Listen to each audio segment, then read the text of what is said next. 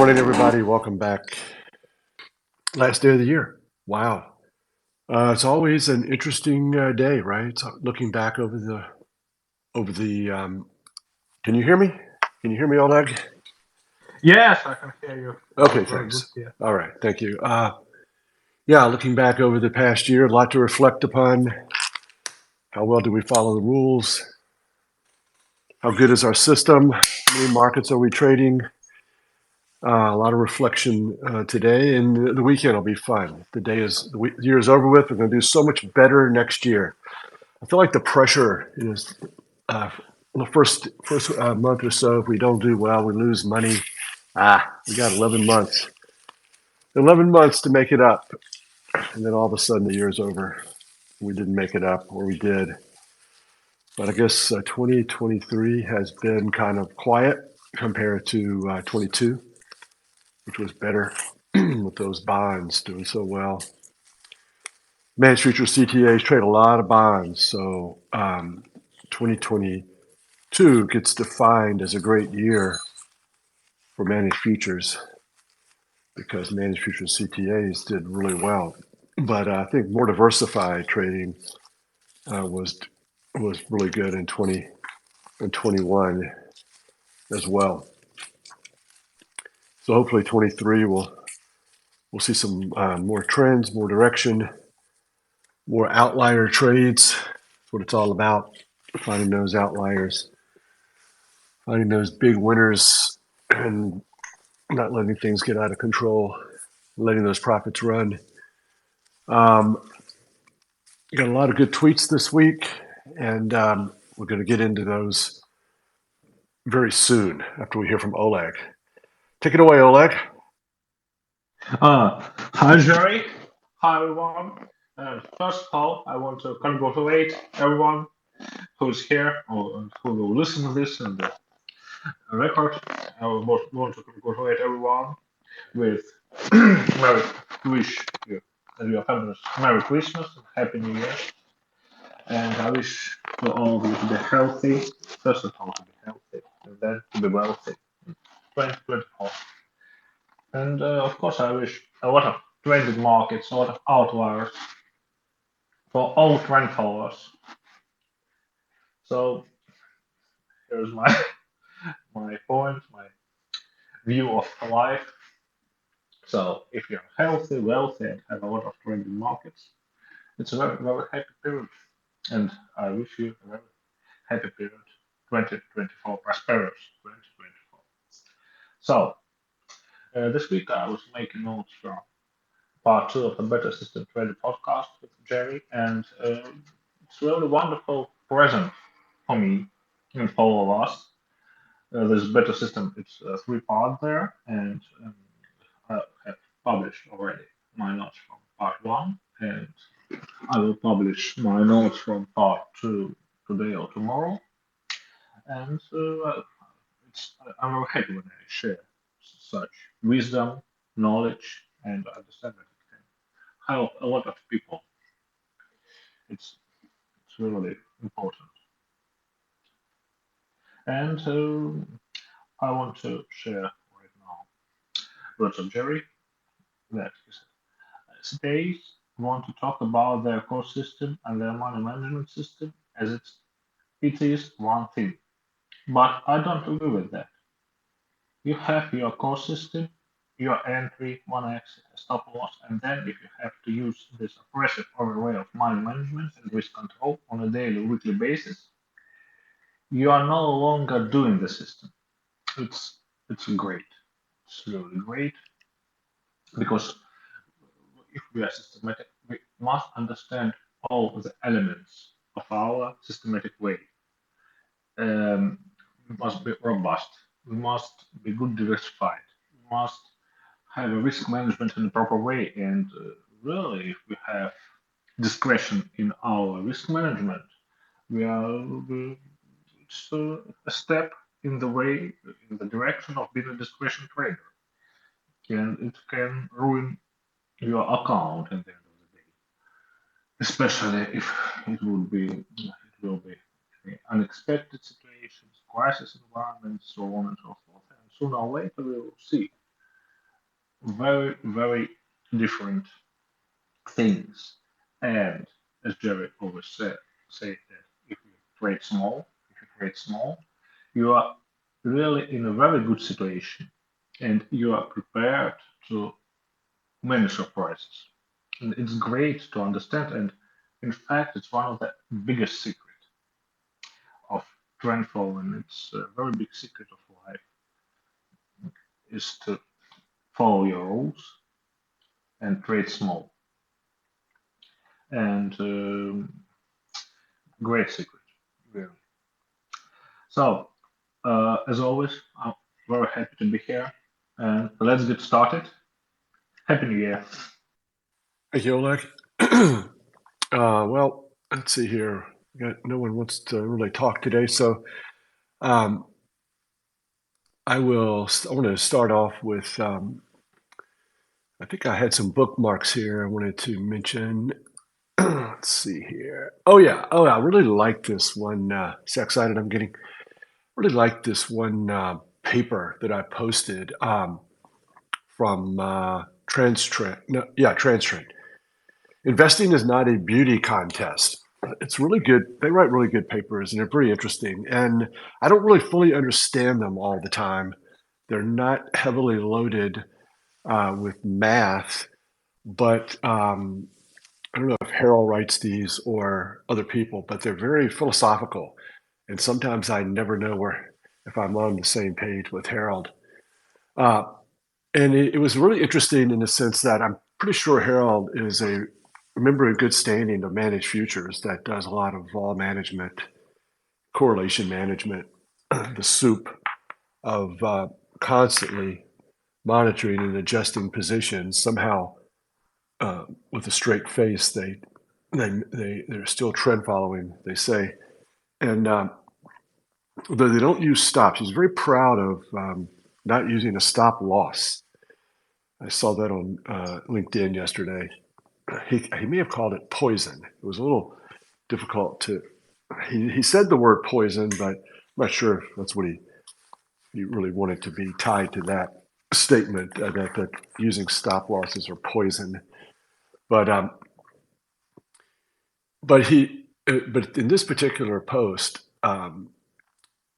this particular research paper that I posted on Twitter, December the 22nd, it's a lot of good stuff in here, and they kind of talk like that they are outlier hunting trend followers, and I can't really uh, understand how this is. But anyways, I enjoyed it. Okay, in a moment of clarity, they're really talking about good stuff and not that old CTA managed futures stuff.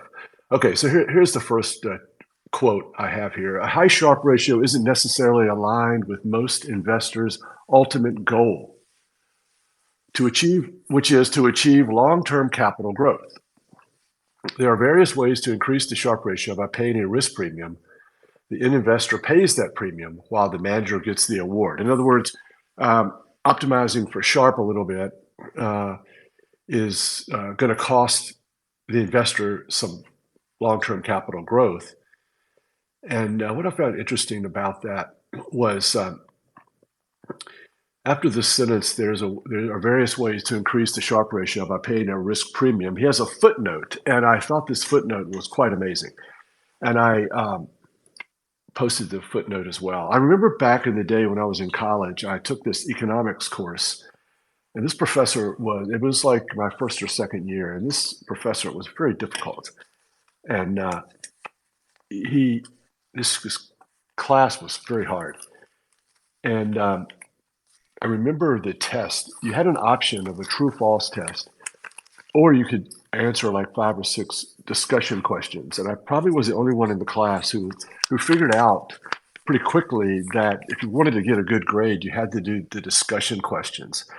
And then he buried a lot of the questions or a lot of the true false inside of these footnotes. And I had never really thought about footnotes, and but then I was like, oh my, interesting. Don't gloss over these footnotes because there's hidden wisdom. People like to bury very good information inside of footnotes. So, anyways, I'll read this footnote to you. Once again, from TransTrend, December 22nd. One of the best things I've read in a while. For our type of strategy, the banking crisis in the spring of 2023 serves as a recent example. This crisis caused widespread losses in our portfolio, making March the worst month for our program in more than 30 years. However, our program more than regained these losses in April. We could have taken different actions to reduce the losses in March, such as significantly cutting down the positions across the program in the heat of the crisis. But the thing is, most of the actions that we could have reasonably taken would have hurt the performance more during the recovery. These actions would have improved our Sharpe ratio, but not our clients' outcomes. They would have paid a risk premium, ending up with a net loss. I mean, I could have written that. I mean, not really, because I can't write that well, but I couldn't agree more. And I don't know how that jives with, or you can reconcile that with other things that they've written, um, which signify a lot of vol management and correlation management. And the vol really picked up there. And I would have thought that their ability to reduce positions very quickly, this vaunted risk management of vol managing, correlation managing that cuts back positions when vol and correlation skyrocketed, as they did during that period, would have caused them, for money management reasons, to override the core system, which is fairly long term, like mine, because they trade billions and billions of dollars, and when they've done the research, like me, they have realized that not only do you have to trade long term if you're a large trader trading billions of dollars, but it's better to trade relatively long term breakouts or moving average crossovers. And yet, so then you can throw in the vol and correlation management to take off some of these positions when risk, well, not risk, but when volatility goes up a bit. So, anyways, I didn't know how to reconcile that. But, in listening to a lot of the Niels's podcast with the CTA series, which I thoroughly enjoy, I'm not ever going to stop bragging on and telling everyone how much I love that series. And it's probably about time to go back and listen to it. Um, a lot of those people had contradictions to their previous statements and post statements about how they trade and trend following and Sharpe ratio. Only one manager in that whole series um, was forthright in the sense of how much they loved trend following, and that was Quantica. I mean, how much they loved Sharpe ratio, and that was Quantica. Everyone else bullshitted their way through that. um, yeah. Okay. Oh, Cordora, thank you. What do you think? Hi, Jerry. How are you? I agree that trans-trend texts are great, and I think that I know of that they try to include lots and lots of instruments in their strategy. I think they did it uh, partially using something they call hybrids or something like that, which I never understood well, but they did that. And yeah, I agree with you. They are hard to define because they say things like this, but then it looks like they manage volatility, etc. But the program was great. Their writings are great, and I spoke with them sometimes, and they're very kind. The only thing is that they are like a little. Uh, I don't know. Sometimes they are very picky about jurisdictions and things like that. That's something that doesn't matter for these conversations. But I really like everything they wrote, the way they open their financial statements end of the year, etc. I agree with that. Yeah, they've always been my favorite from my favorite CTA for some reason. Um, and So, very, sorry, Cherry. It's strange that they kind of missing one product because their standard product is not in US dollar. It's not based in US dollars, and their leverage one is in US dollars. So I think they missed that. Sorry that I interrupted. yeah. Um, yeah, they're really interesting and good. Oh, what I wanted to say was they're the first group to not so much anymore, but they were the first CTA that I remember hearing that talked about, I think, well, definitely synthetic markets. And I believe there was evidence to take that to mean spread trading, like pairs trading, crude versus corn, or so short crude, long corn is a trend following trade. It is like a euro Swiss trade or a pound sterling yen trade. I took a silver versus coffee trade, and I was fascinated by this, and have spent a lot of time trying to duplicate that type of idea.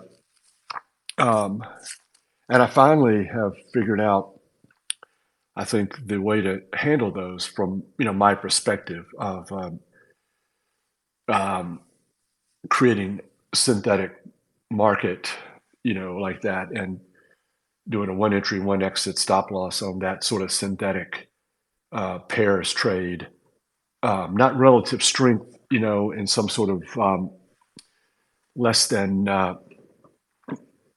robust way, like I think a lot of these CTAs do, but really just separating it up and coming up with thousands of individual markets, classifying them as individual markets, and trend following that particular pair in the exact same way that you would do corn or crude or the Swiss yen trade. And Swiss yen is a trade, Swiss is a trade, dollar Swiss, dollar yen are trades, and Swiss yen is a trade. And we trade all three of those. And so, anyways, I thought that was just a fascinating. They don't talk about it as much anymore, um, and so I'm not sure if they're still doing it. But their performance is pretty good usually, but it's not like revolutionary, but they do have good performance. So I don't know if anybody else has been interested in this type of spread trading or has done it. I know Moritz has talked about it, but it is kind of the next level, I guess, of a way to stick with your classic trend, and yet I used to call it kind of trading thousands of synthetic, thousands of markets, like these synthetic markets.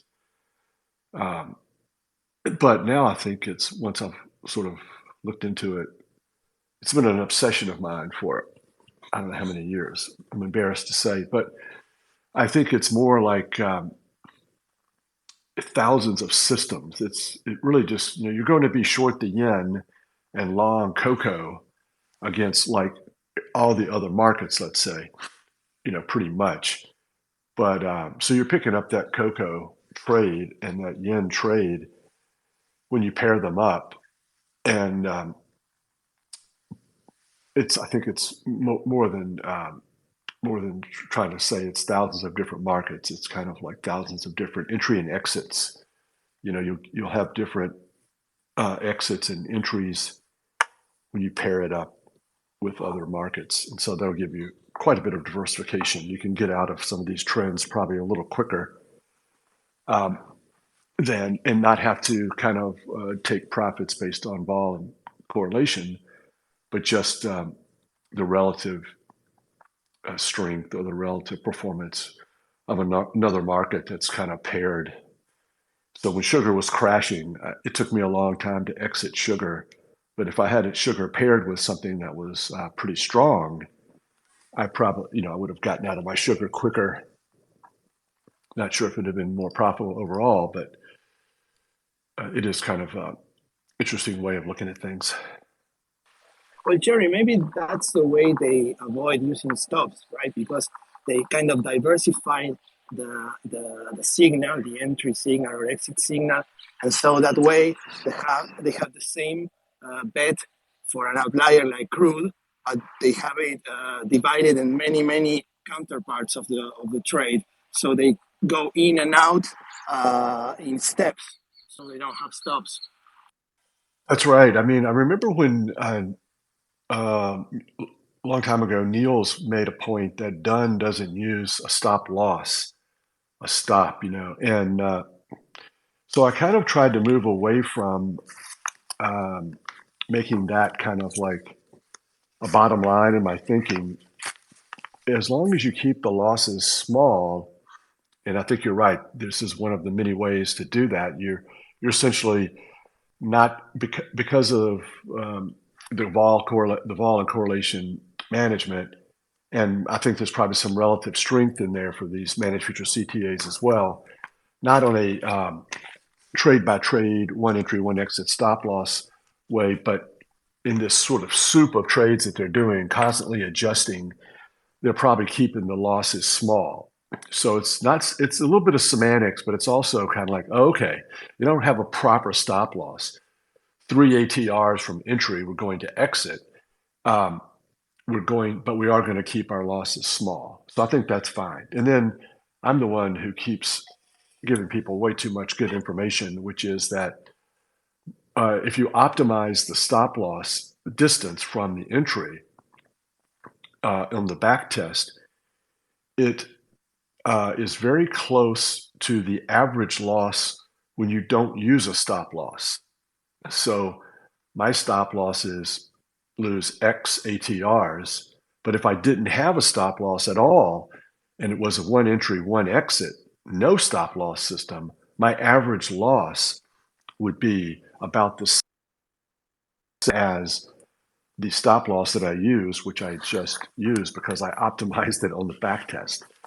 And now the problem, of course, with that is some of those stop losses, some of those losses without, if you don't use a stop loss in long-term classic trend following, some of those losses are going to be pretty large, and you're going to have a lot of small ones because it got out on the breakout exit or whatever, but it's going to average out to a real normal number.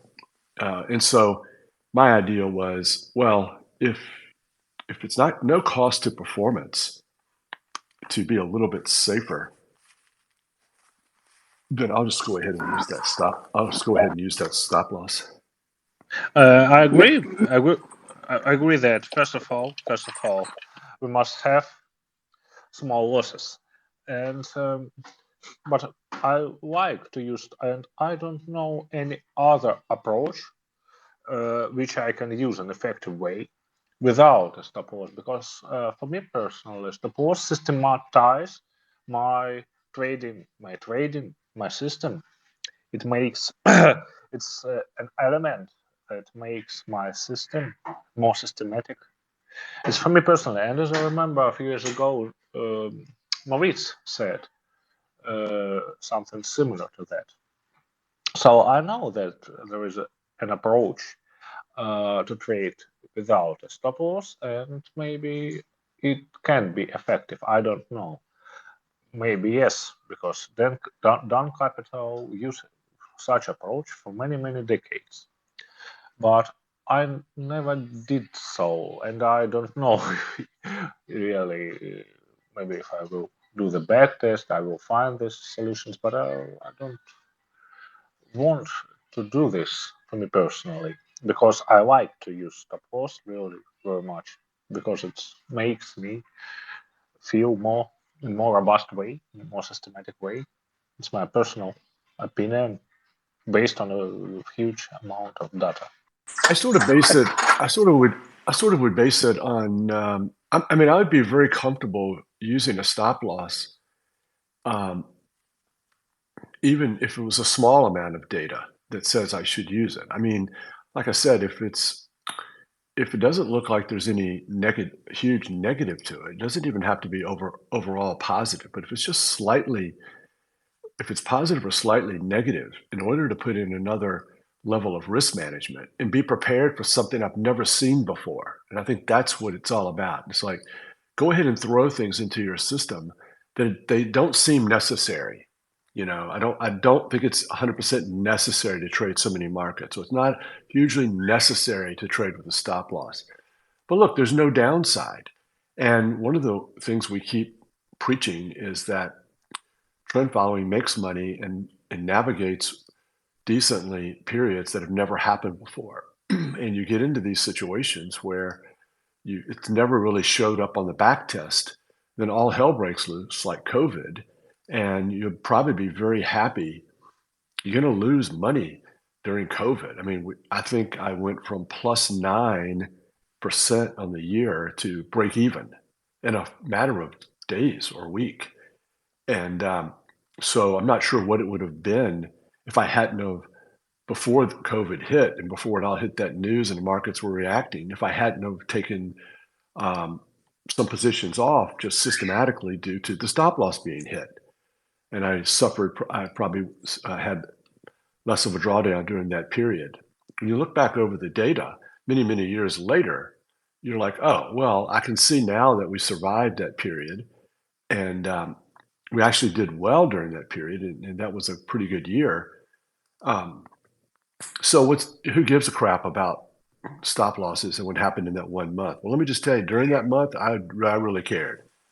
And it was really depressing. And once again, um, another way that, Oleg mentioned how important it is to follow your system, and following your system when you're trading small is very easy. It's much easier than following your system when you're trading really large. Being down 9 is painful, but being down 19 would be a lot worse. And then um, having a system that's better, that has that stop loss and has some things built in that's going to help you stick with it during those really painful times where the present drawdown, whenever it is, whenever we're feeling it, it's really, really important. Uh, Jerry, sorry, maybe the stop loss is what Ricardo called the free option in a philosophical way. That's right, and that's that's a good way of putting it. And warehousing risk. That's one of the phrases that Rich came up with, warehousing risk. And I don't think I really understand what he means by that, but the I guess sitting every day you come in and you have a significant number of your positions at a loss. You probably skate by pretty easily most of the time, and then all of a sudden, it's not so fun to come in during a bad period, and you're sitting there with lots of losing positions that you could have easily gotten out of. And I don't use, I've said this many, many times, I don't look at my stop loss as a small loss necessarily. It's an optimal loss. Having a stop loss that's too close, a turtle stop loss of 2 ATRs, that's suboptimal. And it has always been suboptimal. When I ask about that, we had done our own research and we had determined that 2 ATRs was not, you're going to get whipsawed and your win percentages unnecessarily low. And you just make less money with a 2 ATR stop loss. When I mentioned that to them later, they were like, oh, yeah, you're right. And so then you don't want the loss to be too close. You want it to be too far away. So there's a sweet spot in there where you want to not keep those losing positions on too much. But I think if you looked at my stop losses, you would say, wow, that's not very close. You're giving the market way too much room. Your losses are pretty big.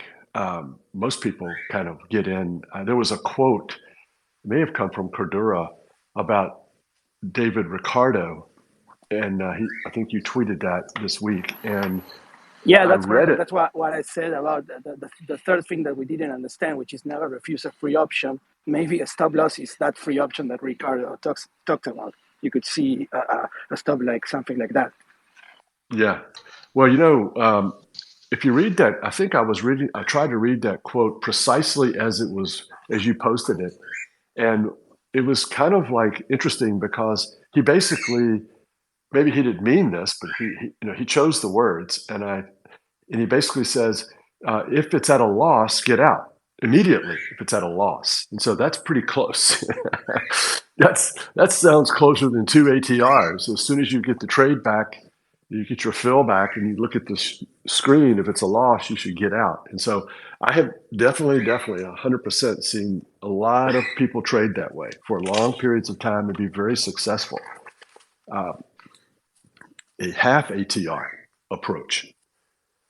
Um, so that is so frustrating because you get in and then it goes against you, half an ATR or two ATRs, then you get out and then you've got to get back in a little bit higher because the market probably went a bit higher after you got in. You bought the breakout, but then the breakout now, the second attempt is a bit higher. And so then it goes down two ATRs from there and you're out again. Then you get back in a third time and it's even higher. The breakout is even higher this time. And all along the way, the sizing ATR is getting larger. So you're putting on a smaller position each time. So you're whipsawing yourself to death. You're buying higher and higher prices. And your position is getting smaller and smaller. I mean, at some point it's going to take off and go. You've just suffered a bunch of unnecessary losses. You've got a smaller position on than you had the first time you bought it. And I'm sitting there and waiting for this optimal loss, which is way more than two ATRs, with a huge position that I bought on the initial breakout. And I haven't done a trade and it just takes off and goes. And so now that's a rosy scenario. And there's lots of negative scenarios too, is continuing to buy in that market and get knocked out on my ATR multiple times in a row. Those are bigger cumulative losses than using a shorter term stop loss. But the computer goes through all of that and looks at thousands of trades and many decades of trading and says, okay, yeah, don't use two ATR. That's too short term. But I'm not sure about getting out immediately. And my speculation on that option thing was basically don't miss a trade, don't miss a breakout. You're getting these opportunities, and that's the cardinal rule. First rule of trend following is take the trade, don't miss a trade, have your filters. We talked about filters last week. You can have your filters, but your filters are of limited use because they should only keep you out of a trade for a while, just a little bit, and then once the trade breaks free and is at all-time highs or massive, 100-day, multiple 100-day highs, 52-week highs or whatever, you got to put that trade on. And then, of course, many times, as soon as you wait and wait and wait because it's not a good setup, fall is too high or some sort of pattern that you thought you should have a filter for, as soon as you finally get in, it goes against you and you lose money.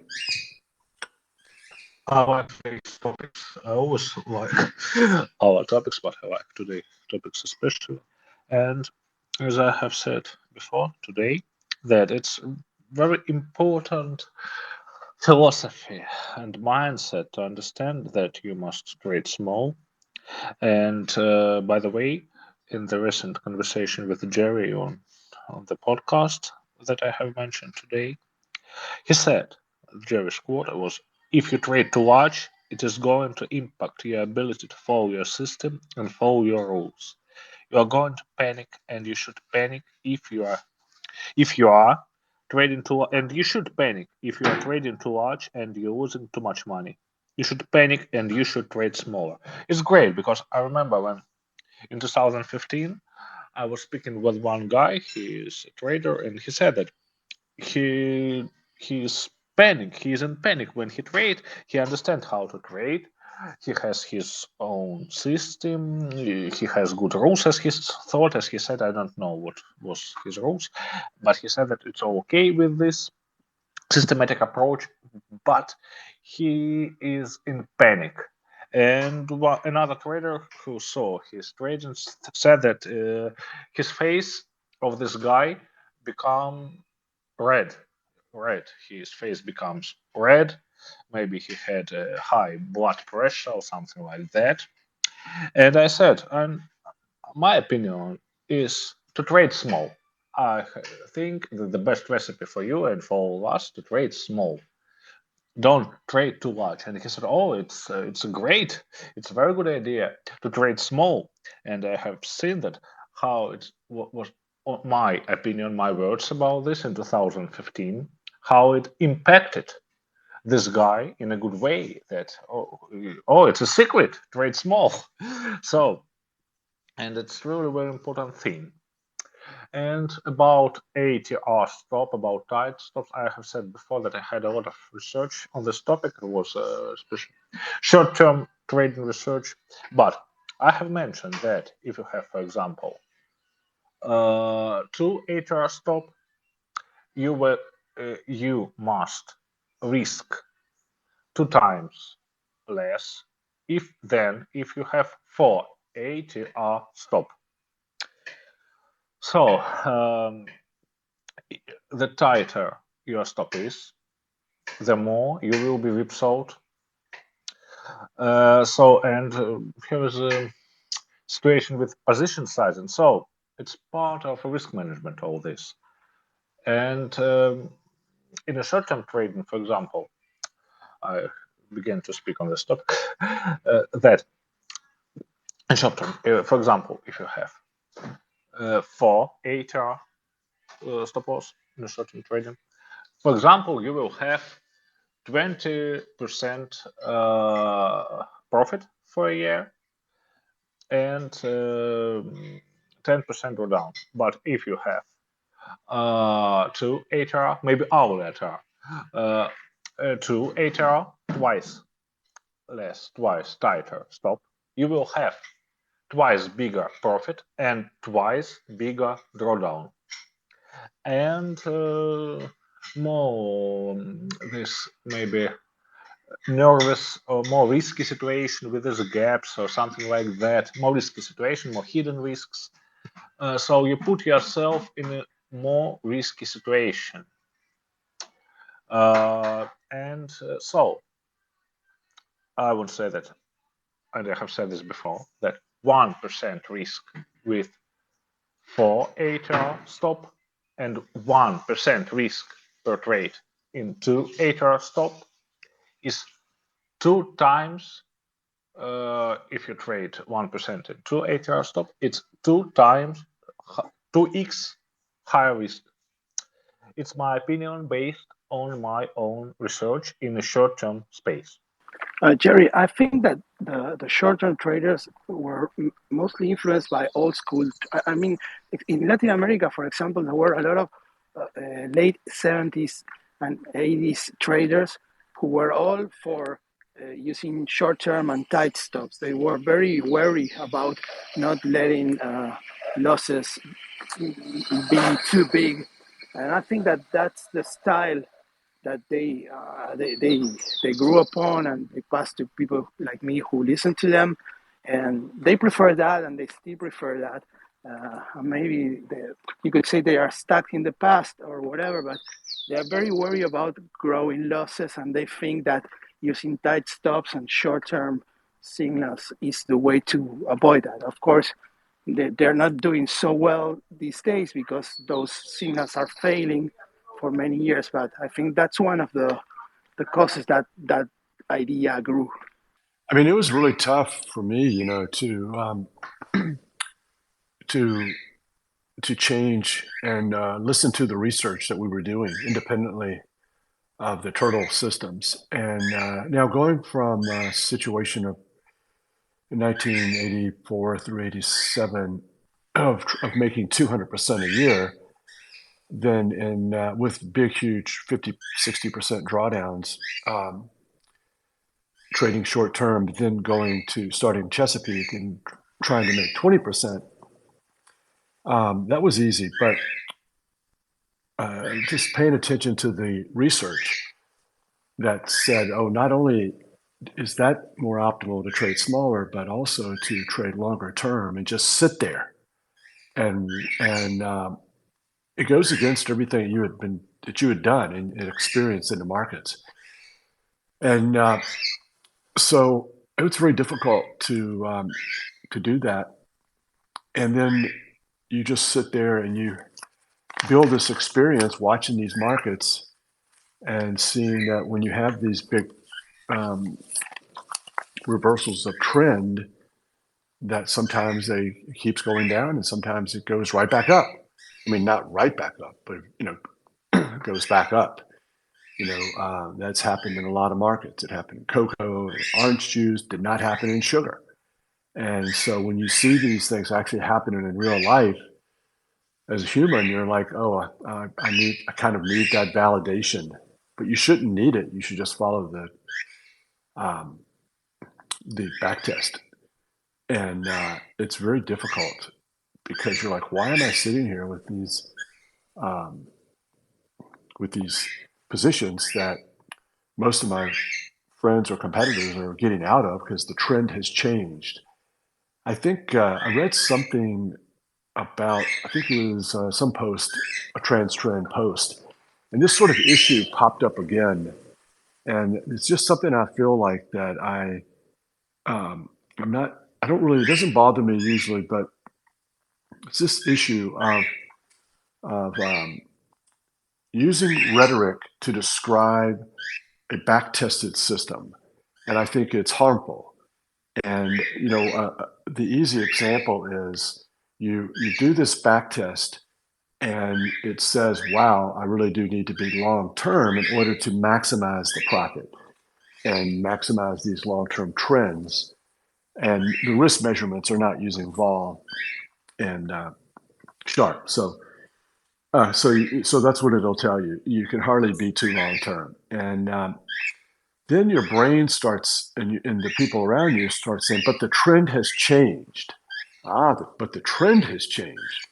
So I feel like we're sort of like put this pressure on our brains that um, there is these rules that the computer has no clue what's going on here. It doesn't even know that it's trend following. We have done these back tests, and this idea of taking small losses and letting profits run has popped out. And we see that the computer really loves this whole idea and the diversification and the shorts. And we get into discussions, we have to use those words. But those words did not come from the back test. They came from us in some sort of way to describe to others, clients, potential clients, or others. What are you doing? Well, we're trend following. We're following the trend. We go with the trend. Um, and yet, this is just totally made up language. And we start to say, well, the system is telling me to stay long, but the trend has reversed. Oh, really? Has it reversed? Who told you that? And then, so what if it's reversed? Then quit calling your system trend following, but do not stop following the system. This is the only thing you know about the way the markets work, and that is your back test. If you've done it, correctly and humbly, and with one entry, one exit, and a stop loss, or okay, a couple more things, maybe. Okay, a couple more By the things. way, uh, I have seen today a quote of Niels. I was making notes from Top Traders Unplugged podcast 2 years ago in December 2021. And I have seen this today. And he said that we, trend followers, always know why we are in a certain position. We can calculate on the back of a napkin why we are long or why we are short, and even how many contract we should have. And he said that I can imagine that if you in real crisis like that and you are relying on a complete black box machine learning, which does not tell you why it's choosing to be long or short or any market, I can imagine that it could be incredibly hard, might even say incredibly risky, to just blindly fall in a situation like that. And so 2 years ago, I did this note, and I would say that maybe in 200 years or 2000 or 3000 years in the future, it will be always the truth, because really we apply to universal principles As you all know, I call it. I understand that it's part of our world, part of our laws of nature, and people behavior are also for me. It's part of laws of nature. So we have very strong philosophy, very strong mindset, very strong principles, and we always have a plan what to do. We always have this plan, and we really understand why we are doing a particular trade, why we have a stop, why we have where we have a stop, and all these things. And it makes our trend. It's one of the elements. It's one of the reasons why our trend following philosophy, our systems are so unbeatable. We apply to universal rules and always know what to do in every situation. And when we see this unexpected situation, Jerry, I remember Jerry said that many times in almost every unexpected situations, in almost every crisis environments, we have a huge profit. We had, and we will have, and we have um, a huge profit. It's a very big strength, and also like Niels also often says, say that we have profit without crises, without extreme events. We also have trends without extreme events. So our transforming classical philosophy is very strong and deep. And I think maybe I know a lot about transforming because I love it for many years. But I think there are so much things in transforming philosophy that I don't know, and I want to study, and I study it almost every day. I think about transforming, about trading, uh, about our universe almost every day because it's very deep and very interesting. Hi guys, can you hear me? Yes, Alf, I can hear you. Yes. Hello, hello everyone else. Happy New Year to all.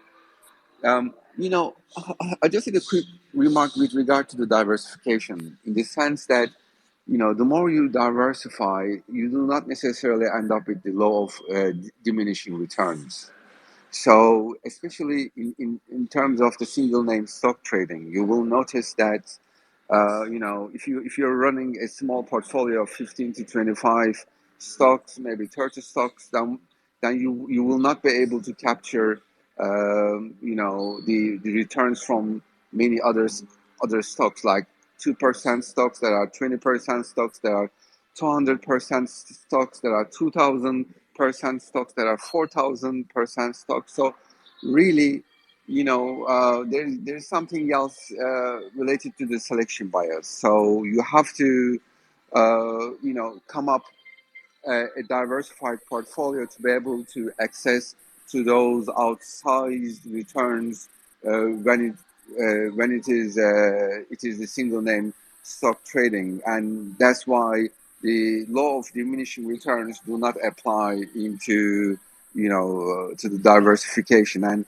of course, this is not only for trading single name stocks, but applies to other markets as well. It's just I'm finding it interesting when people talk about as if it is a given, like more diversification leads to law of diminishing returns, and I the can answer hear is not Alf. Can anybody necessarily. hear me?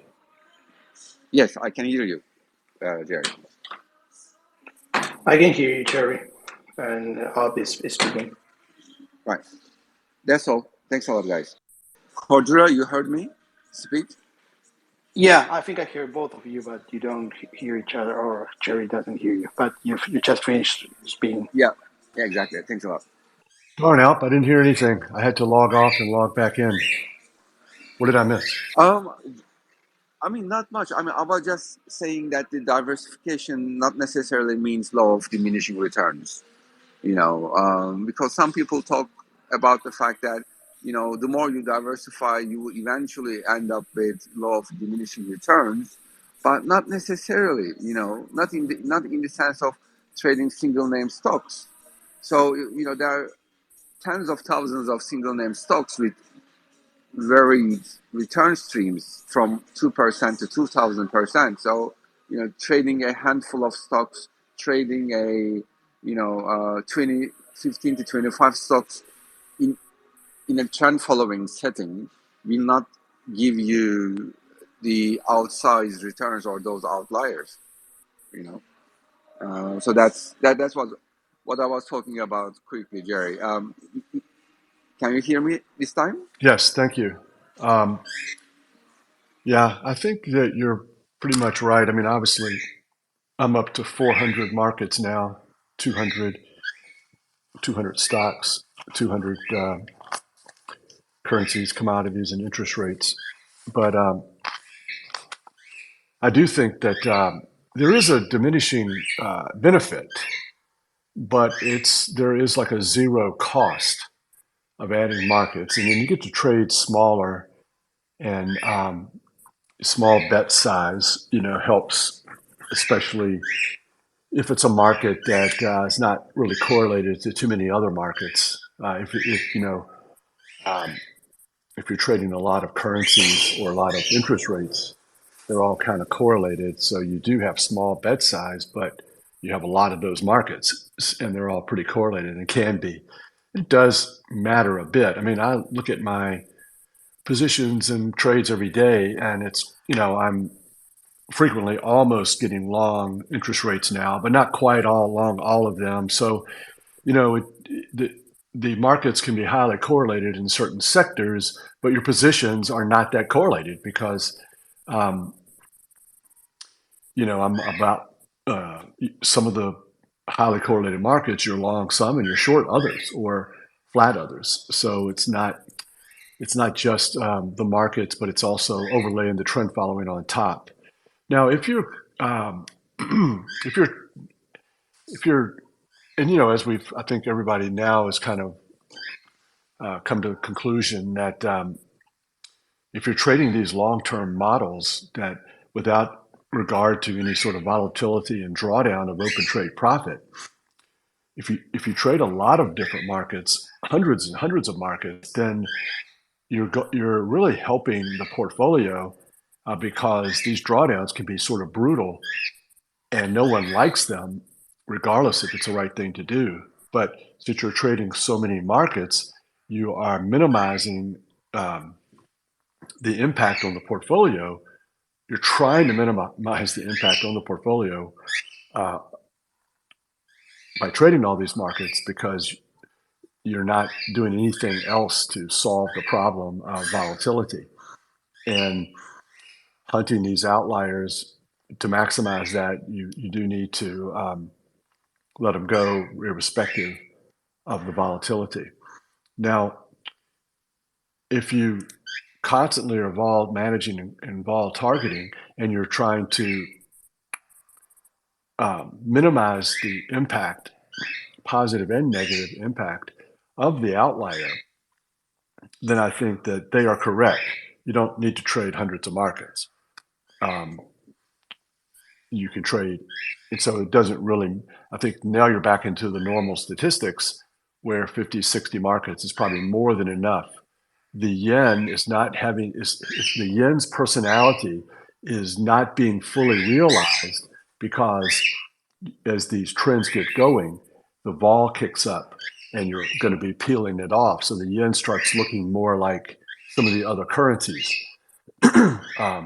Andrew is able to replicate managed futures SocGen CTA index with 14 markets. So no surprise, no shock there. He doesn't really, the people he's replicating don't allow for a sugar, cocoa, OJ type of trend that would be reduced to where it would be more of a normal distribution rather than, the outlier is problematic for those guys, and it's all we live for on our side. So I do think that, but a lot of the guys who do that, floor and court, they vol manage and vol correlation manage, I'm sure, and they talk about trading 500 markets and adding 50 more each year as far as the eye can see.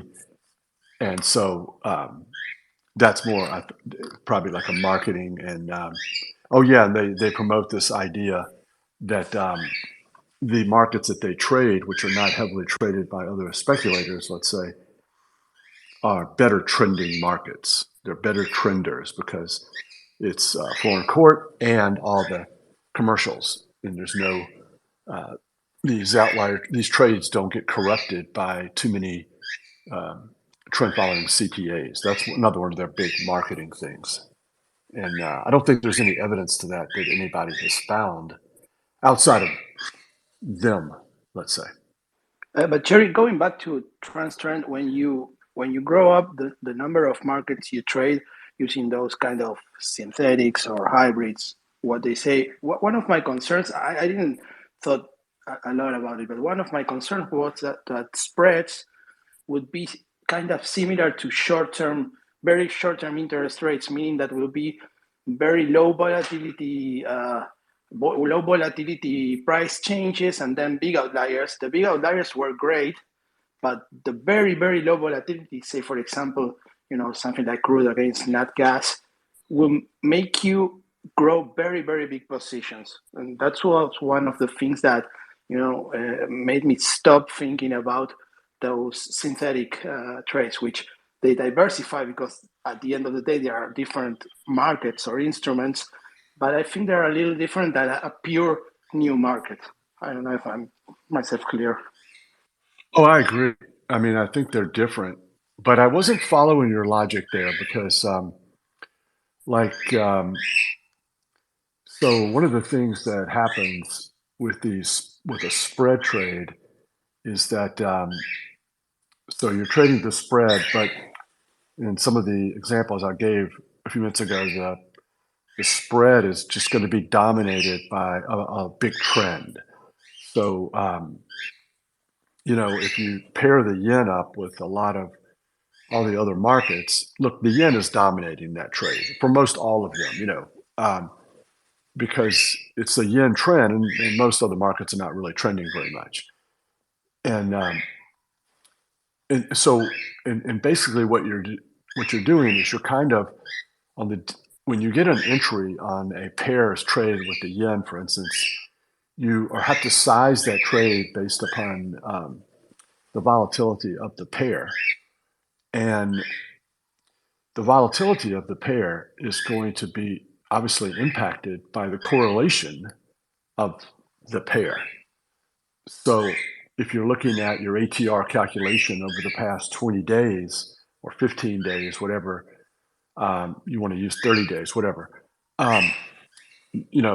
If you're trying to, when you calculate the ATR of the yen alone, that is what it is. But if you're calculating the ATR of sterling yen, then the sterling and the yen, the correlation amongst those two markets is going to impact the ATR severely, materially.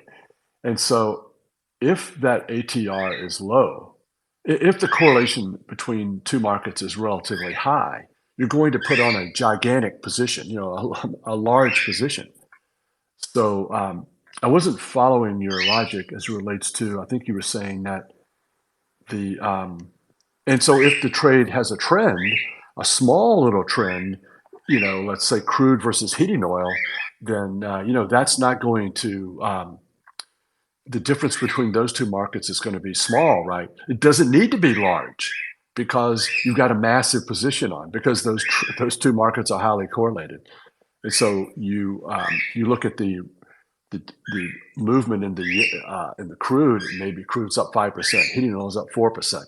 And so not much of a move on the individual trade, long crude, short, long heating oil. But if you pair the two together, you're going to be long one and short the other. Then just a small deviation in this recent correlation could really produce a monster trend. And I've participated in trades like that, currency trades, many years ago. Was Paris, Mark Paris, German mark, and the French franc highly correlated. They had a momentary short-term correlation deviation, and we made a ton of money because we basically had a huge position on. Yeah, I'm thinking about those kind of commodities spread trades, and if they are going for you, they are great. But I was thinking about the risk of having a huge position and having an accident against you. Like for example, I remember watching the crude oil against natural gas spread, and sometimes it went like 20, 22 standard deviations against their normal volatility. And of course, if that's in your favor, I mean, in the direction of the trend, that's great. I was just thinking about the opposite case when it goes against you, and it runs over your stop, etc. If it could cause a huge accident, that was my thinking. Right, but you got the situation where, and I don't discount that, obviously. Now, if you're trading hundreds and hundreds of markets and you spread all the markets against each other, now you're trading thousands and thousands of markets, and your position on the crude heating oil is going to be pretty darn small. But Yes, you're right. another thing that happens too is that we get out with a small loss. And so around the breakout, it's probably usually too soon for the ATR to really change very much. If it's gonna be a losing trade, we're going to 99% of the time we're going to have the ability to get out of that trade with our small loss, with very minimal slippage. Now, if we have a trade that has a material trend that lasts for weeks and months, that's when we're in a situation where you can have this massive sell-off and you have nothing to do because we're going to let it turn into a loss. You're going to have a 10, 15, 20 ATR profit. I mean, I'm going to probably sit there and just let it turn into a loss. And but that's a pretty big cushion. And so if you define your issue with more than your stated max loss, then you've dumbed it down and redefined it as something that's going to be a rare problem. Oh, that's a rare problem. But no one really does that except me. You have a quick 20 ATR profit that turns into a loss. That is disaster. And to me, no, I took a small loss. So if you're truly embracing classic and following the breakout parameters that the back test told you were the optimal ones, then a big, medium, nice profit turning into a full-size loss, nothing is happening there. But this is the reason that these other CTAs exist, is to prevent this from happening. This is a consequence. This is a pattern we do not like. I don't give a damn if the system says, hold on to it, this is the optimal way to trade. No, no, no. I can't put up with it. My clients won't put up with it. I promise them they don't have to put up with it. I will do something. I will not let that moderate profit turn into a loss, even though by doing so, I'm going to maximize my profit. There it is in a nutshell. And so now I do think that you can dream up all these different scenarios and disaster can strike at any time. And there's nothing we can do. If you're sitting there with a gigantic spread trade on and the market gaps open a material amount, 2-3 standard deviations, that's bad. It's not good. But that can happen with a euro dollar trade, which has happened to me. Short the euro dollars, and they opened up 350 in 1987, the day of the crash. So it doesn't have to be a spread trade. It can be any trade, or especially a trade with a low ATR, where you're putting on gigantic positions, and an ATR expansion material. If your ATR in the euro dollars, or whatever they call them now, is 10 ticks, the chances that can become a 50 tick move is not unlikely. And that's a function of sort of it's probably a weakness in the ATR sizing methodology. Yeah, with Swiss francs in 2015, the same thing happened. And I think that diversification and availability of contracts, it's a big issue, because I think that old schoolers which prefer shorter term trading, trend following systems, at least in my region, they did that because they had like five markets and nothing more. So they had to be very, very conservative in when they got out of positions, because they, as you said, in this spread case, maybe could go three, four, five ATRs against you, but since you have hundreds of instruments, that won't make a huge hole in your NAV. But in that time, there were so few. I mean, many of them started when there weren't even financial futures, so they had to accommodate for that lack of diversification. And maybe one way was to have tight stops and short signals. Right. And people that I respect in trading more than anyone else, their response to me was, oh, that's my personality. And I'm like, oh, okay. All right, I got it. I mean, that's fine. I mean, I don't look at it that way. I don't have a personality when it comes to looking at those back test. My personality is I'm going to do what the back test, try my best to do what the back test wants me to do. And if I don't do it, I definitely blame myself, you know. Yeah, I mean, I'm always blaming myself, and I never would blame the back test. I might blame myself for a bad back test, but I'm going to call myself a weak human, like I call all of y'all, when you don't follow the rules and you don't you're not willing to um, choose the systems that are um, the best, irrespective of the pain that they cause with the volatility and the drawdowns. Yeah, I would never do it, but I think that somebody is thinking about doing a private equity trend following product. Something would be like a trend following thing, that but you could adjust the accounting like the guys at private equity does. Oh, I'm not following that. Tell me how that works.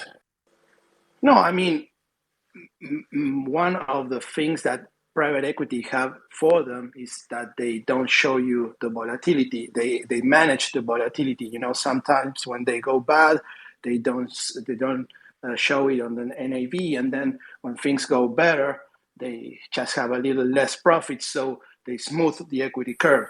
Cliff Asness, guys like that, they call it volatility laundering. And I guess someone could do a product that would do something like that. I mean, I maybe it cannot be done because of the public futures market nature of the thing. But if you, instead of managing the volatility in the actual operation, managing in the display of the information, which is what private equity does. I mean, private equity, in many times you're just having exposure to the S&P, but the curve behaves differently because of accounting issues. And so, they say, well, this is a great diversifier. It's not. It's just that it's working in an accounting fashion that it's different. So maybe somebody is thinking about doing that with trend following. That's right. That's right. I tried to make fun of this one tweet I saw this week, which was, Buffett. The one I think it was maybe the one where I listened to Howard Marks's. I think it's the most recent memo, and he was quoted that Buffett said he made all of his money on 12 big trades, and Munger said he made all of his money on 4 big trades. And I was sort of making fun that I wonder if they've all managed or correlation managed. And of course, no one would ask him that question because it's dumb. It's a dumb question. But oh no, not for Well, not for CTAs. Every CTA has to answer this yeah. question. Yeah, go ahead. Sorry, actually, Buffett complained because there was a rules change like 5 years ago when they make him mark to market his public positions while he was marking them to cost plus something or something like that, and he was very he said a lot about that, and he said this is going to be very bad for the company because it will add a lot of volatility to our net profit. So he was doing something like private equity. He even invested in private equity directly. But futures are mark to market. There is a settlement price. It's a whole different game. So you have to suffer that, and maybe they will pay you for suffering that. Yeah, it reminds me of listening to. I want to get into this, but listening to the year-end show on Top Traders Unplugged with all of the different people, the CTAs who, they're like, it's like, reminds me of the Real Housewives reunion show. So Rich didn't get a lot of opportunity to talk, and I don't think he's on the one that's going to be released tomorrow because of technology problems. But one of the segments was, I think Alan brought it up, um, is adding other strategies to a CTA trend following program.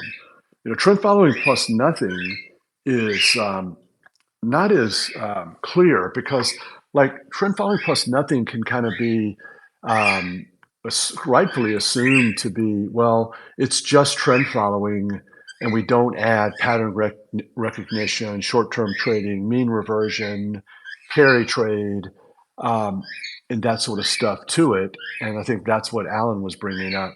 But I kind of, in my mind, it's obviously it's a little. I wanted it. It's not a good description of what really I'm passionate about, which is one entry, one exit, and a stop loss. So trend following plus nothing in that regard would be no vol management, no correlation management, letting profits truly run, all of the profits and all of the position from entry. Um, yeah, so it doesn't do a great job. But one of the things that I thought was interesting about that conversation, which they were pretty obsessed about, which is why? Why? Does it even, no one brought this up, but does it even, why does it need something else? Why does it need these other strategies, or why does it need the vol management, the correlation management, overlays, and this oppressive risk management that overwhelms the core system, entry and exits, the trend following entries and exits? And so you probably could log into a lot of other strategies and podcasts talking about a lot of other hedge fund strategies. And they probably none of them have as small a drawdowns as trend following does, and yet probably none of them even give a moment's worth of thought to, hey, let's add something to our core strategy that we're delivering to clients as part of the diversified portfolio. Let's ourselves try to make our own program more diversified. They probably don't even think anything about that. But CTAs have this amazing lack of self-confidence in trend following. And, or, it's just a marketing thing. It's just a way to get to preserve the incentive fee. It's what they all do. It's what we all do. Everybody expects us to do it. Wink, wink. We know we're doing it. But trend following is what's making 90-some% of all the profits. So it was kind of more and more of the same on that conversation. I've got more to talk about on that, but did anybody else listen to that particular year-end review, part one of the year-end review? The Real Housewives have 3 episodes, if not more. So maybe next year they can do more than just 2, but I can't wait for tomorrow. Anybody else have any thoughts on that year-end review on Top Traders Unplugged? No, I didn't hear you yet. Yeah, I didn't think so. I'm very obsessed by it. No one else is. But oh yeah, this was one. And this was another funny thing, and I thought this is so funny and so interesting. That they don't mention my name on the top traders, but they my name my ideas and do come up, and they do mention me as a good friend of the program. But I really liked Nick as well. But he had the best quote of the whole show. I hope. I mean, I hope I'm not alone in this. I'm with my Trend Following Plus Nothing friends every Friday morning group. So hopefully you can see where I'm coming from on this.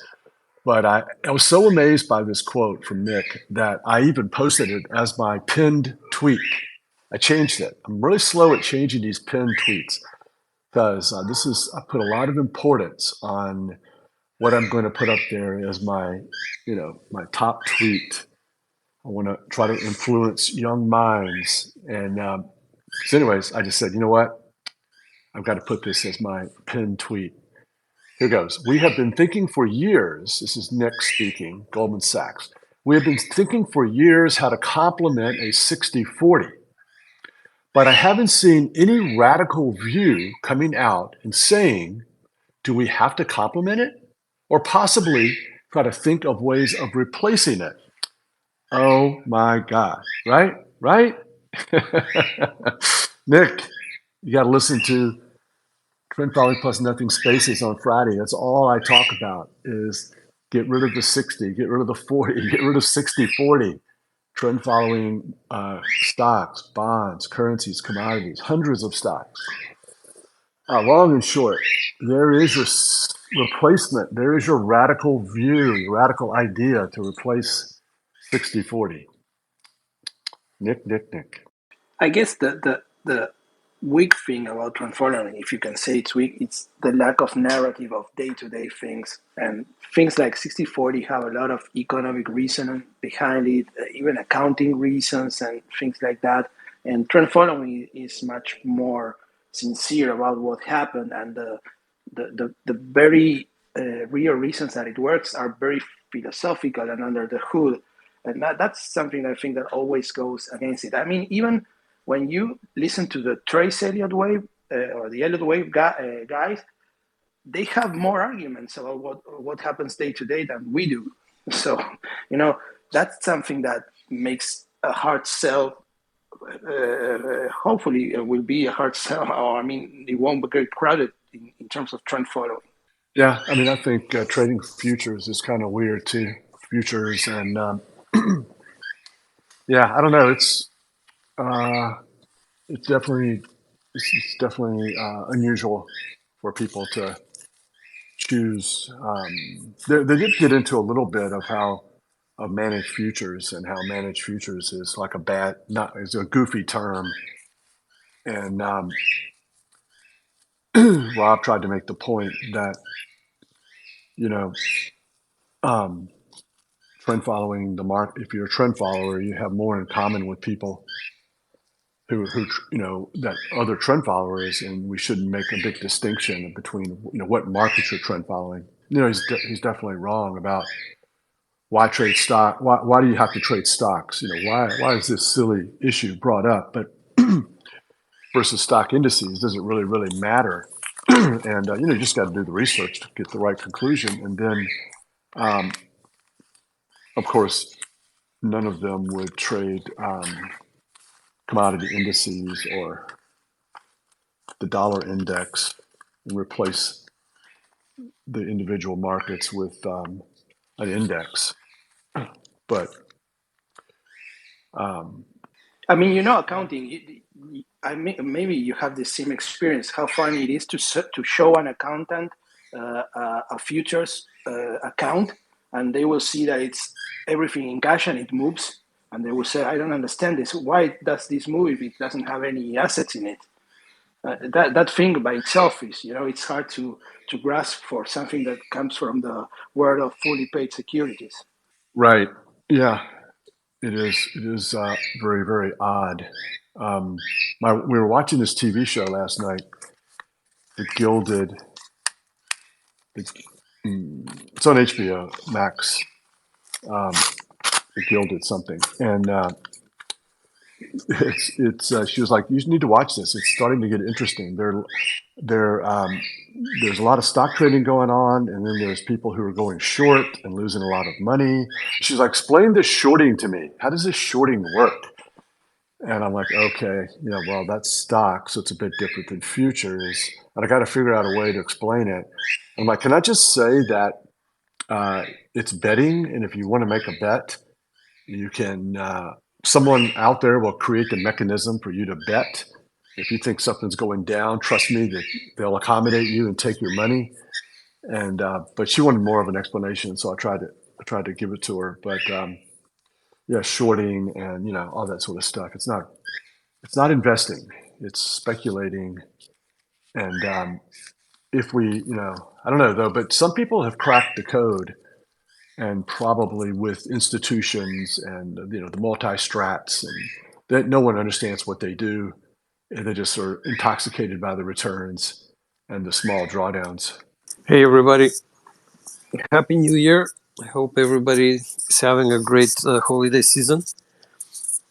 I just had I was looking at the DBMF chart and I just saw a dividend on it. Like the price went down because of a dividend paid, and it's just I'm curious, how do dividends work in this how would a dividend work in a futures ETF that's trading a strategy? And what is a dividend? Is that like a payment of closed trade profits, or are they all paid out, or how much are paid out, and who decides? Does anybody know? I think I know, but I don't want to say too much. But it definitely there are requirements on paying out dividends um, as dividends in futures, in mutual funds and ETFs. And I think it's probably one of the issues with futures contracts as it relates to stocks. Probably a bigger issue with ETFs and mutual funds that trade futures versus most mutual funds and ETFs that don't trade futures. But yeah, it's kind of a hassle. So I think you want to stay away from the end of the year, buying and selling at the end of the year, and wait until after the dividend has been declared or paid. But I can't really get into the tax advice or tax explanations for it. But it is not a loss. As it on the first day, I invest in a lot of ETFs, like a Treasury bill ETF, and those things are a straight up line. SHV is just a straight up line. And however, on the day that it pays a dividend, it's a massive 4 ATR loss at the end of the month.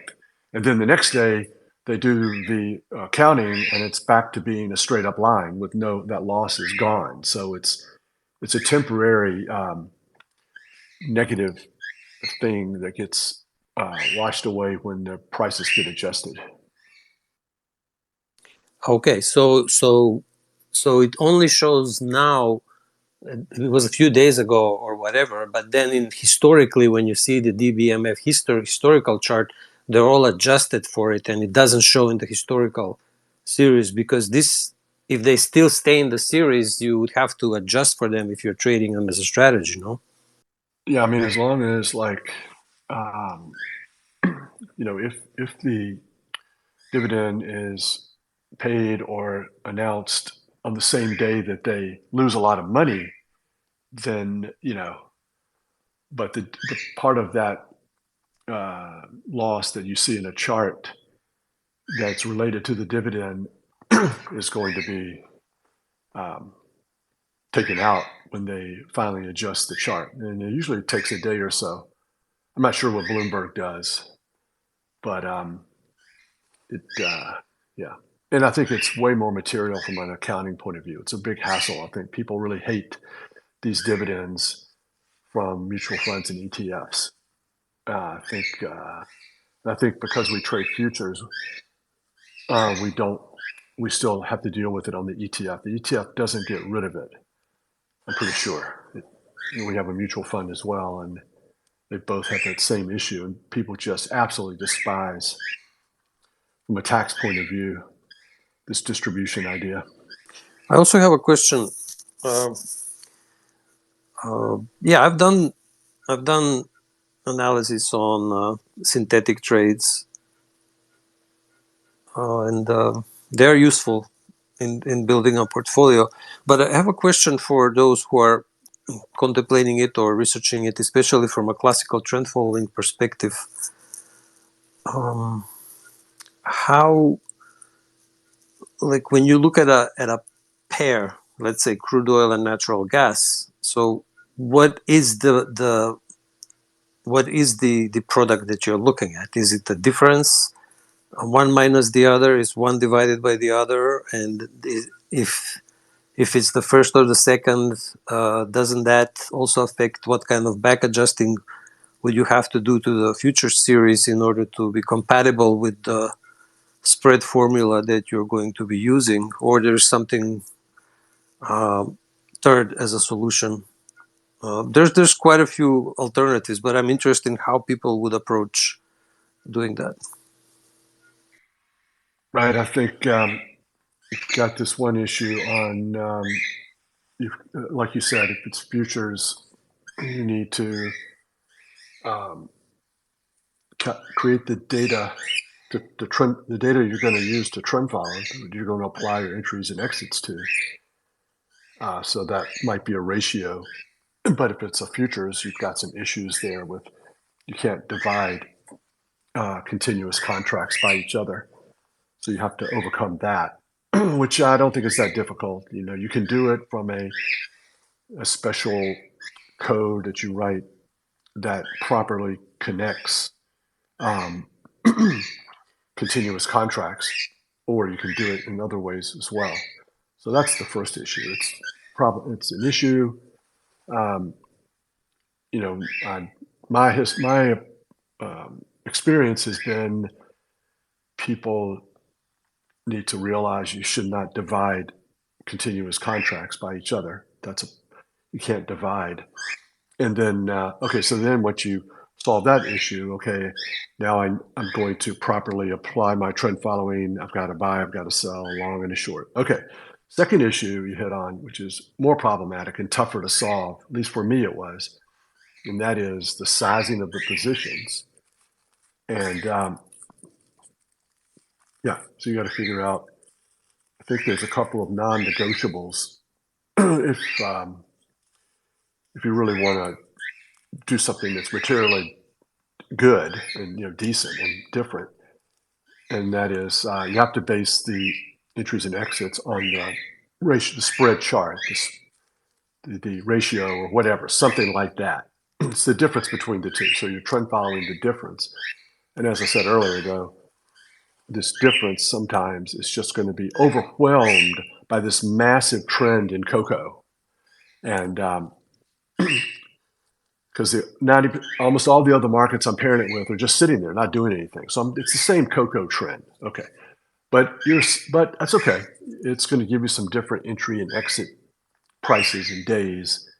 And so maybe it's kind of worth doing. You're getting a lot of different diversification. And exiting a big, huge trend like sugar dollar, for lack of a better way of describing it, it's going to be much different than if you paired sugar with another market that happens to be a bit stronger, or almost equally as strong as sugar. You're going to get out of the sugar position a lot quicker. That's great, because I waited a long time to get out of my sugar. All right, so now let's go on to the sizing aspect. Another non-negotiable number 2 is you've got to size it based upon the vol of being long one and short the other. So that sounds like subtraction to me, a little bit of subtraction. So I'm long one, short the other. I've got to calculate the volatility of that trade. And so, I've told you way too much good information. But Um, yeah, that's and so I think I used to say, like I said, it was 1,000 markets. We're going to trade thousands and thousands of markets here. But now it's more like, I think, thousands and thousands of systems, different entries and exits, because you're still picking up what's dominating your performance is those material trends. You're just getting in and out of them at different periods because the pairing process creates different chart patterns. Did I answer coherently?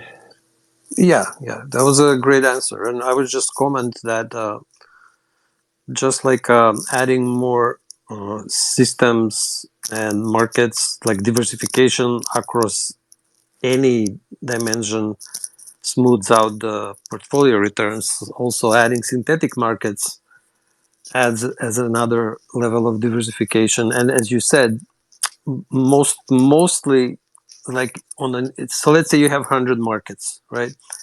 100 markets, if you can each trade as a pair with the other, that's like 100 times 100, 10,000 divided by 2, that's 5,000 markets you have. So but eventually, like if a market trends strongly relative, like cocoa, let's say cocoa trends the strongest over some period of time against everything else in the portfolio. It has the biggest outlier from everyone. So basically, cocoa against the other 99 will have a long position, and you have a small position in short position on the other ones. And then as the other markets become stronger or weaker and compare with cocoa, you're slowly kind of getting from 100% long cocoa, you're getting to 90%, 80%, 70. So instead of having a huge binary position as a classical trend follower and waiting for an exit, the drawdowns and the peaks and the drawdowns get smoother. So you're basically your cocoa position from minimum to maximum fluctuates much more gradually between 0 and 100%, whereas a classical trend follower, it goes from 0 to 100 and stays to 100 until it gets stopped out. So Well, if you trade like I do 4 different long-term trend following systems, you are most of the time going to be exiting the big trends 4 different times, but it's really not nearly as good as doing what you're talking about. But it's not as bad as, if you trade. One of the problems is that the only way to, and they talk about this, I think, a bit on the Top Traders Unplugged, and the only way to really impact from a systematic point of view the long-term trend following is to trade shorter term, or trade kind of like systems that don't really do very well because they're much different than long-term trend following, and they're not exploiting the long-term trends. And trading short-term using daily bars is really difficult, but that's what you would have to do. And this is a way to continue trading long-term. Your average holding period is still going to be a year. You're using the same parameters, and yet it looks like it's shorter term, and you're able to get out of some of these trades a lot quicker, depending upon what other markets are doing. It's just not all about sugar. It's about sugar paired with something else, and if that other thing starts to show some strength versus all the markets, and especially sugar, you're going to get out quicker. So it's really a holy grail. But oh yeah, I wanted to correct you on one thing. It's not 5,000 markets. It's 4,950. What do you think? Did I get it right? yeah, I mean, I was rounding it off. But you know what I mean. It's the 100 by 100 square, and then you have the diagonal. You have a triangle, whatever. I can do the math, but it's around 5,000. But you get my point. And so yeah, what I wanted to say, and which this is probably the 10th time I've said in in um, in these spaces. So again, whether it's diversification through multiple systems or it's diversification through synthetic markets, as we just described, if you don't declare to the outside observer or an investor that you are doing synthetic markets, he will just observe cocoa position fluctuating between 0 and 100% and maybe adjusted on a daily or on a weekly basis, going from 65%, 70%, and then back to 65%, then 85, then 90, then 100. So it's this quote unquote dynamically adjusted cocoa position that to an outside observer is I mean this, and you are classical trend following, but to an outside observer you are adjusting cocoa position because of the getting in and out of the 99 synthetic trades of cocoa with the rest of the markets. So that's another comment. And so it's not something that what my point is that once you add more and more of the pretty much only goodness and free lunch that exists in our trading universe, which is diversification, once you add more of it and once you maximize diversification, the systems start to look alike. Right, but I mean, who out there is doing that? You know, there's not they can trade their 2 or 3, 4 or 5 billion trading 50 or 60 markets, and they're not even thinking about synthetic. Much less, they're not even thinking about the other hundreds and hundreds of markets, including stocks that they could trade. So no one is doing that. There's a handful. Niels made fun of. I thought it was kind of funny. I like when people make fun of me. I mean, I think it's funny if they're funny. You know, you got to be funny. And I think he was pretty funny when he was saying like he was mocking this a little bit. Like, so there's 5 classic trend followers out there. You know, like how does he know how many there is? And he knows 5 people, including himself. And okay, so he has a point. But I was saying in kind of jest as well that. Yeah, there's, you know, but okay, so there's not that many people who even trade classic, and there's not that many people who trade 400 or 500 markets. There's no really need to trade that many, especially if you're trading like they do. Like I'm baffled as to why Floor and Court would do that, and I've said it has nothing to do with they're getting their vol and they're getting their smoothness out of their vol and correlation management, which makes adding more markets not as material as it would for a outlier hunter.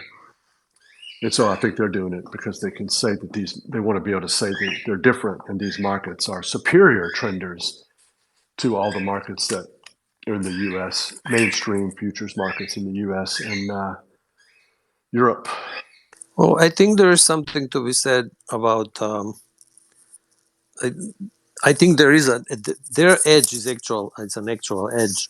So the edge in logistics and setting up the back office to be trading as many markets as possible, and there's definitely, if you do the research, there is a correlation between like how liquid and traded exposed market is to institutional investors and whatever, and then how trending it is and how amenable it is to giving you outlier or trending profits. So one of the benefits of smaller accounts is that they can trade the illiquid markets that the big institutions and the big traders cannot trade.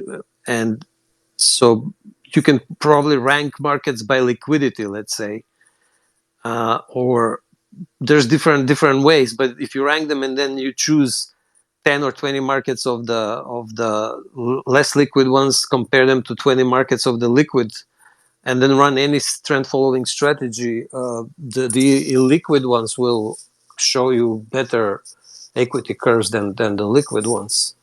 So this is where Flooring Court is going. So basically, what they're saying is, whenever we discover a market, that market is probably the big bulk of the volume in that market is probably between producers and consumers at whatever level it is. So the ones who are producing the good and the ones who are consuming it, and those are the real most of the volume is real volume from pure supply and demand, and there's a very small, or if maybe not completely non-existent, speculative volume.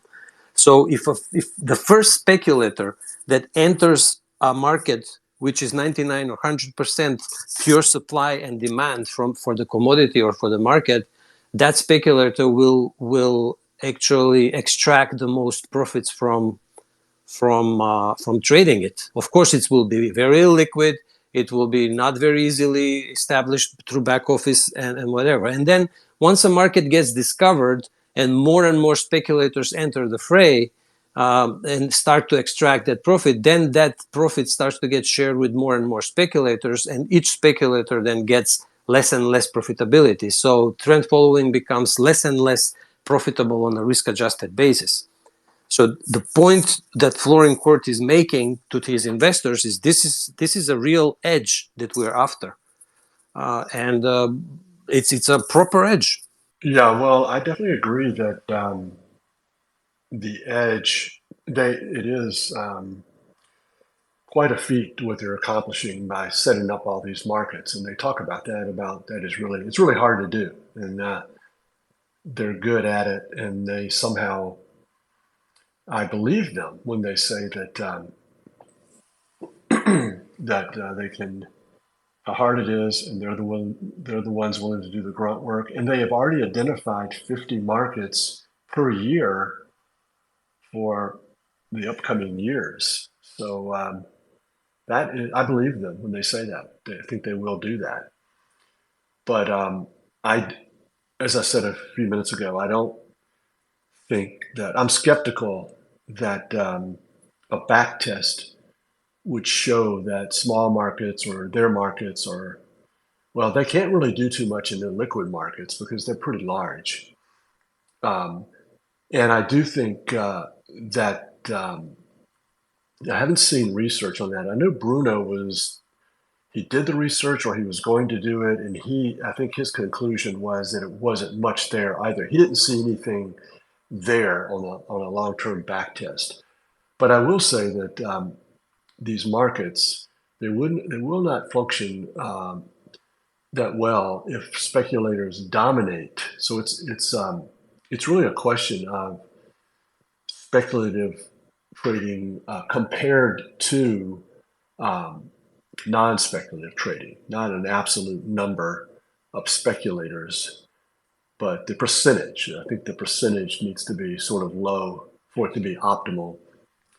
But you never know. I mean, then again, you say, well, tell me about 2022. Oh, 2022. Well, all these massive profits were made in the biggest markets available on the planet, shorting those bonds.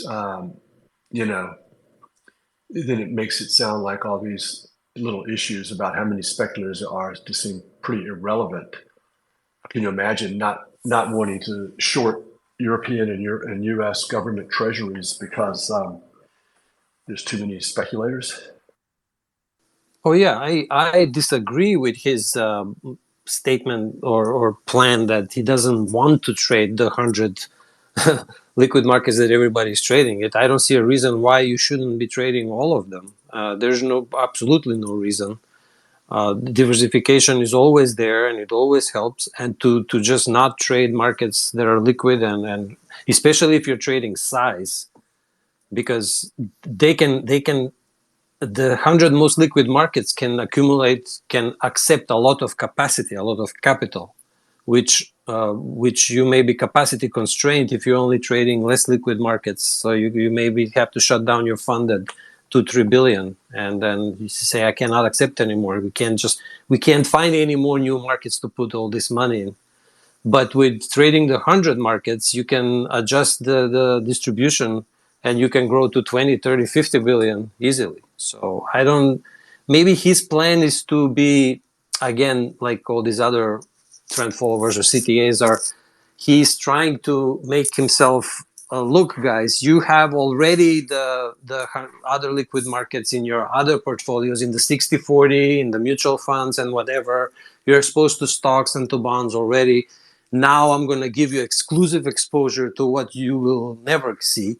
And there will be zero overlap between what you already have and what I'm offering. But so if he's maximizing as a marketing thing, the attractiveness of his portfolio, but I don't see a reason why he shouldn't be trading everything that's available to him and why he should exclude the 100 markets. I wouldn't do it. I wouldn't do it if I was trading my own money or my own portfolio.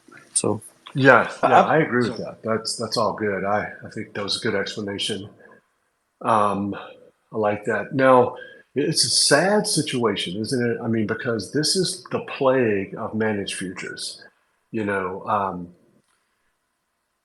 when Niels was giving me the business on the on the show last weekend, because he was bringing up, oh, we have this one friend who keeps calling it mismanaged futures, and I was like, I better have some damn good reasons for that. And so I started writing all my reasons down, and I've mentioned them to all you guys. But I just said, look, I got to come up with a list here. I got to I want to make sure that I'm not just trying to be funny. And this is another one. I don't know if this was on my list, but it's kind of like managed futures always has this angle. It's an angle, just like you described. It's just like, hey, I tell you what, let's create, let's don't trade those most liquid markets, and let's only trade the exotic markets alternatives, and we'll talk about how they're superior. And like you said, they already have those. What about last year's? Like parenthetically, like what about last year? They're not short any U.S. bonds or European government bonds, right? Well, maybe, but they wouldn't be. And like, you know what they're doing? They're crossing their damn fingers, thinking, "I hope to hell that the bonds we are short are very highly correlated." And of course they were, and because they had a great year last year. So, but it's always this angle. It's like, okay, it's crisis alpha. Maybe we'll offer to our clients that we won't even trade stock indices on the long side, or we won't trade very many. We'll de-emphasize that. And it's always, and we'll get rid of vol with management of the volatility and the correlation. It's always some sort of little marketing angle. And yet, no one is going like, screw that. I mean, look, let's create the best thing we can do with these systematic approaches. Let's create the best performance. Let's have the right amount of market intellectually. Let's attack this problem intellectually, honestly, with the markets, the stocks, or no stocks. But as a 99.9%, there's no trend following of the stocks in the program. 99.9. So everyone has rejected that whole idea but they're going to trend follow stock indices. But there's always this marketing or managed futures like angle. It's not what we do. We don't do it that way. There's never this intellectual attack of let's just create the very best idea we can, the very best portfolio. Let's protect and love our track record and offer that as a product, an honest product that, hey, look, take it or leave it. Make it 5 or 10% or make it 100%, whatever you want to do. But we're not, no, never. There's always a marketing and managed futures little angle to everything. And that's the narrative. We don't have a narrative. So let's make our trading worse on purpose so that we can all talk about it. Oh my, mismanaged. yes, Jerry, I completely agree with you, and I never understood that. Even when I was in institutional settings at funds, at firms and whatever, my goal was always try to build the best strategy I can. I didn't care who's going to fit it into what kind of portfolio or what kind of investment.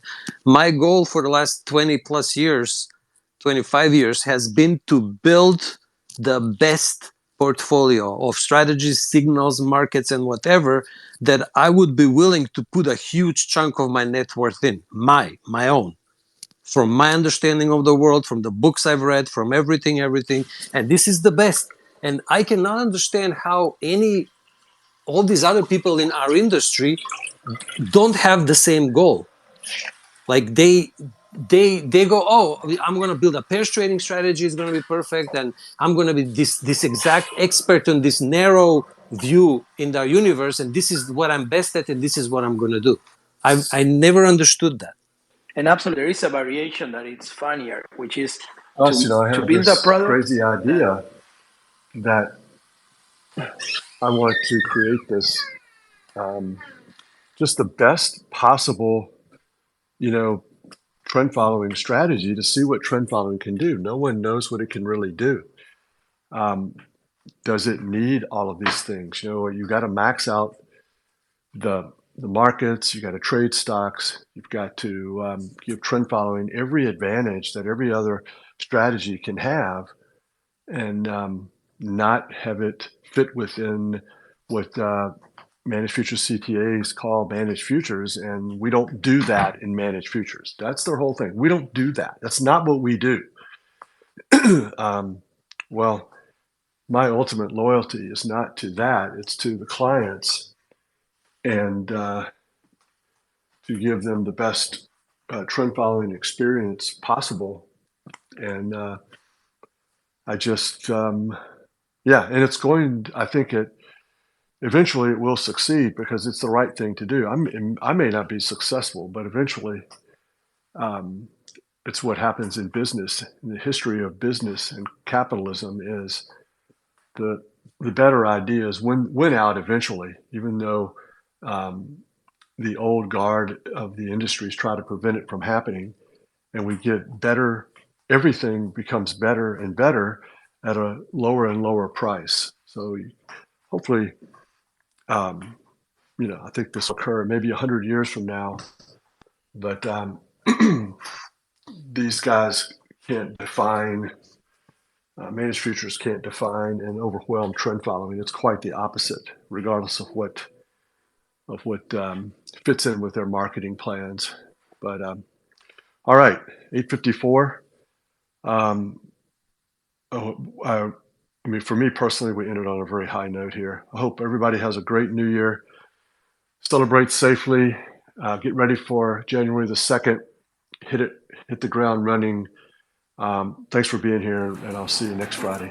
Bye.